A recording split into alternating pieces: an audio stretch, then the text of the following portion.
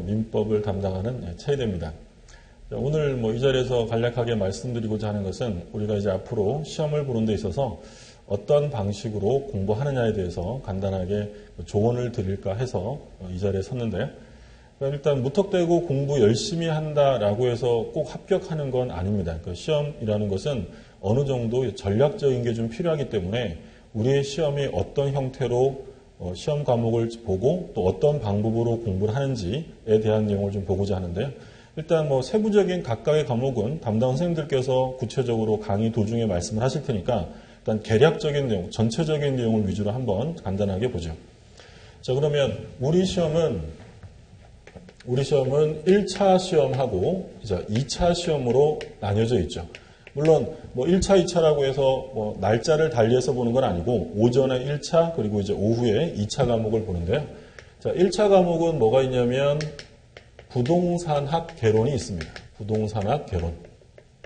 그리고 이제 민법 및 민사특별법이죠. 이 순서는 이제 우리가 시험장에 들어가면 그 문제 순서예요. 그러니까 1번부터 40번까지가 개론이고 41번부터 80번까지가 민법이고요. 그래서 2차 과목으로 이제 제일 먼저 우리가 보는 게 부동산 중개사법이죠. 공인중개사법, 부동산과 관련되는 공인중개사법을 시험 보죠. 물론 이제 법령하고 실무를 다 같이 한 과목으로 보고, 그리고 이제 부동산 공시법이 두 번째 과목이죠. 공시법 및 세법이 두 번째 과목이고, 그리고 이제 맨 마지막에 보는 게 이제 부동산 공법이 됩니다. 자, 이렇게 보는데, 여기서 이제 공시법은요, 부동산 공시법은 두 개 법으로 되어 있죠. 두 개 법으로. 그래서 여기서 부동산 등기법이 나오고요. 그리고 이제 예전에는 지적법이라고 불렀는데 법이 이제 바뀌었죠. 공간정보 구축 및 관리에 관한 법률, 줄여서 공간정보법 이렇게 나옵니다. 그래서 이제 공시세법은 출제가 되면 공시법에서는 24문제가 출제가 되고요. 세법에서는 16문제에서 총 40문항입니다. 그러니까 우리 시험은 과목별로 5과목이고 총 40문항이 시험으로 출제가 됩니다. 그럼 일단 우리 시험에 있어서 이렇게 과목기서 합격을 하기 위해서는 시험의 특성은요. 절대평가 제도죠. 절대평가. 그러니까 절대평가라는 건 상대평가와는 대비되는 개념이고, 그러니까 상대평가라는 것은 커트라인 정해서 그 점수 넘는 사람만 합격인 건데, 그러니까 절대평가라는 건 그런 거 상관없이 절대적인 어떤 기준선을 넘으면 전원 다 합격하는 시험이 되죠. 그래서 우리 시험이 합격하려면 평균 60점을 맞아야 합니다.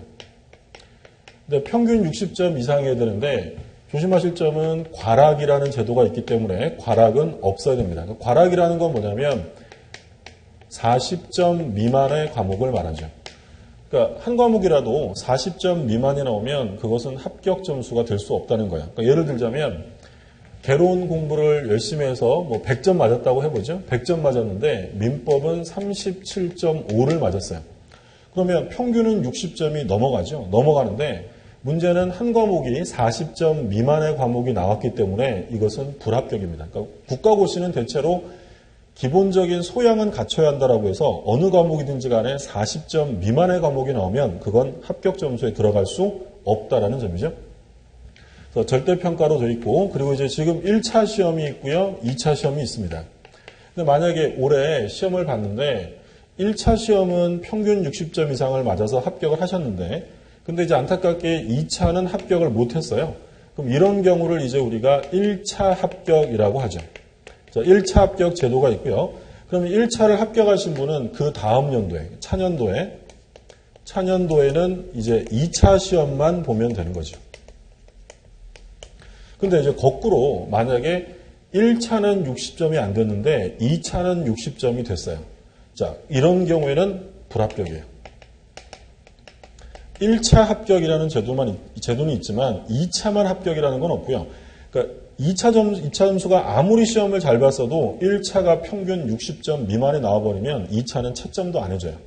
그럼 최종 합격하려면 1차와 2차를 모두 다 60점 이상을 받으면 이때는 이제 최종 합격을 하게 된다는 거죠. 그러면 공부를 하실 때 우리 시험 제도가 이렇게 절대평가 제도니까 몇 가지 당부드릴 말씀은 공부를 하실 때는 전략적인 학습이 어느 정도 필요할 수밖에 없습니다. 그러니까 전략적인 학습을 해야 한다는 것은 평균 60점 이상만 넘으면 모두 다 합격이기 때문에 분위기 좋은 시험이에요. 상대평가 같은 경우에는 옆에 사람이 합격하면 내가 떨어질 수 있다. 이런 부담감이 있는데 절대평가는 그런 거 없어요. 우리 모두 다, 우리 이제 동영상 수강하시는 분 모두 다 60점만 넣으면 전부 다 합격을 하실 수 있는 시험이에요. 그러니까 100점을 위한 공부를 하셔서는 안 된다라는 거예요. 자, 가정해보죠. 시험은 100점 만점인데 실제로 1차 과목에서 만점이라는 것은 100점이 아니라 몇 점일까요? 한 과목은 반드시 40점이 나와야 돼요. 그럼 한 과목이 반드시 40점이 나와야 한다면 합격하려면 평균 60점이면 되니까 한 과목은 몇 점을 맞으면 돼요? 80점이에요. 그러니까 실제로 공부를 하실 때는 80점을 목표로 공부를 하시면 돼요. 100점을 위한 공부는 필요도 없고 하셔서도 안 되는 거예요. 그래서 중요하다고 강조하는 것들을 위주로 여러 번 반복하시는 것이 좋지 처음부터 끝까지 책을 몇 번 읽었느냐 그건 의미가 없어요. 중요한 걸 핵심적으로 정확하게 기억하는 게 좋죠. 그리고 우리 시험은 객관식 시험이잖아요. 오지선다예요.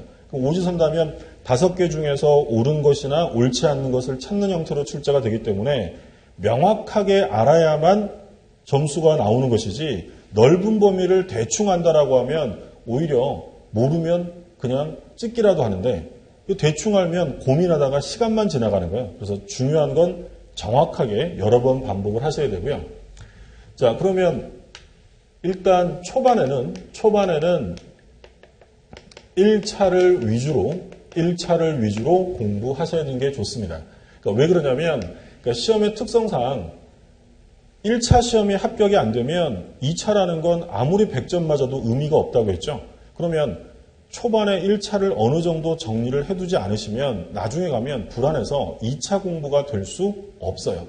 그래서 1차 위주로 복습을 하시고 늦어도 3월이나 또는 5월 정도까지 이 정도까지는 1차가 어느 정도 체계가 잡혀갈 수 있어야 한다는 거고요. 그러면 2차는 손 놓고 있다가 막판에 보면 되느냐? 그렇진 않아요. 물론 비교적 2차가 1차보다 좀 단기간에 끝날 수는 있다라고 하지만 그 단기간 안에 끝내려면 당연히 기본적인 베이스는 깔려 있어야 되기 때문에 2차는 반드시 수업을 들으셔야 돼요. 수업도 안 듣다가 마지막에 그냥 한 방에 끝내겠다. 이건 좀 욕심이기 때문에 복습은 계속 1차 위주로 하시고 그리고 2차는 수업을 듣는 정도로 하시면 돼요. 시험 과목 중에서 양이 제일 많은 것을 꼽으라고 하면 바로 부동산 공법이에요. 그리고 이제 또 양이 많은 게 민법이죠. 근데 이 민법과 공법 중에서 초반에는 당연히 뭘 많이 하셔야 되냐면 민법 위주로 하셔야 돼요. 1차 과목이니까. 2과목 위주로 하셔야 되고. 그런데 이 공법이라는 것은 어차피 양은 많지만 고득점을 목표로 할 수 있는 과목이 아닙니다. 그렇기 때문에 이 공법이라는 것은 양이 많아도 민법을 더 많이 하게 되고 공법은 나중에 따로 이제 공부를 하시게 되는데 합격하시려면 반드시 전략이 필요하다고 했죠. 자, 그럼 전략은 1차 과목과 2차 과목으로 나눌 때 1차 과목은 물론 특별히 더 잘하는 과목이 있으면 좋겠지만 1차 과목은 어느 한 과목에 소위 몰빵해서는 안 돼요. 그러니까 평균 60점이 돼야 되기 때문에 예를 들어 공부를 해봤더니 개론이 적성에 맞아요. 그러면 나는 개론에 몰빵하고 민법은 면과락해서 60점 맞아야지. 이렇게 공부를 하시면 어떤 일이 생길 수 있냐면 그의 시험에 만약에 개론이 어렵게 나오면 개론만 공부했는데 개론이 어려우면 어쩔 수 없이 점수는 떨어질 수밖에 없는 거고요. 민법은 쉽게 나왔어도 공부를 안 했으니 점수가 잘 안 나오겠죠. 그래서 1차 공부는 비교적 고르게 하셔야 돼요. 고르게. 둘 다 어느 정도 점수를 받을 수 있게 해야 되고요. 자, 2차 과목은 보통 이제 모든 선생님들이 꼽고 있는 주 전략 과목, 전략 과목이라는 건 이제 고득점 할 수 있는 과목이 바로 공인중개사법입니다.